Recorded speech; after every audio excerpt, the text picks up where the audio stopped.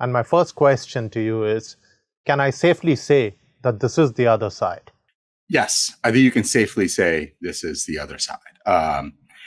Look, obviously, COVID is not over. In some ways, it'll be with us forever, and we just have to continue to manage it. But if the question is, are the worst days of COVID behind us?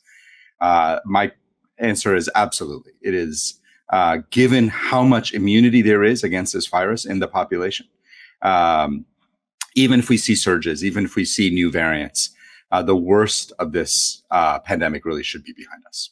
I wanted to speak to you about the variants because they've been cropping up with fairly regular intervals, and it's worrying because some of them seem much more infective than the original virus itself.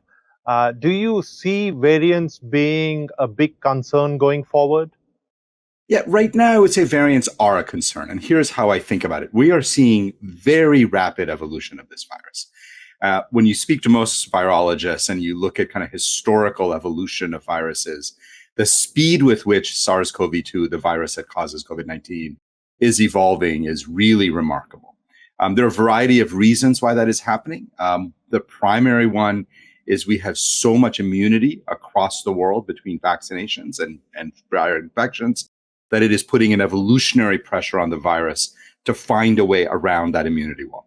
So we're seeing the emergence of more and more immune evasive viruses, versions of the virus, variants. But the good news is that as the virus is changing, so is humanity. We are able to do things like update vaccines. We're able to do things that can keep up with the virus and in fact get ahead of the virus.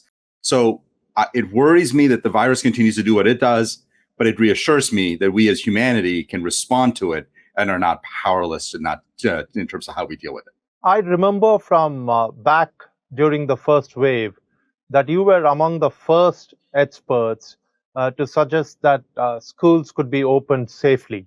And I remember there being a huge debate about this, and you were this voice of reason standing out there and telling people that it was all right to open schools.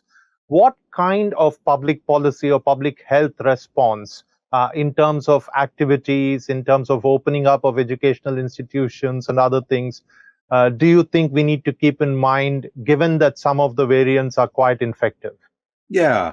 So I think we have learned a lot about how to keep schools safe. And look, you have to make priorities as a society of what's most important. And I think all of us would agree that educating children, making sure that schools are, because it obviously goes beyond just education. They're good for mental health, lots of other benefits of schools, social benefits.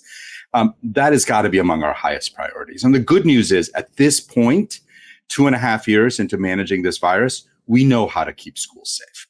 We've done it in the United States. It's been done in Europe. It's been done in India. So I would say my kind of mental model is if you get hit by something really bad, schools should be the last things to close and the first things to open up again. That's how you should prioritize things.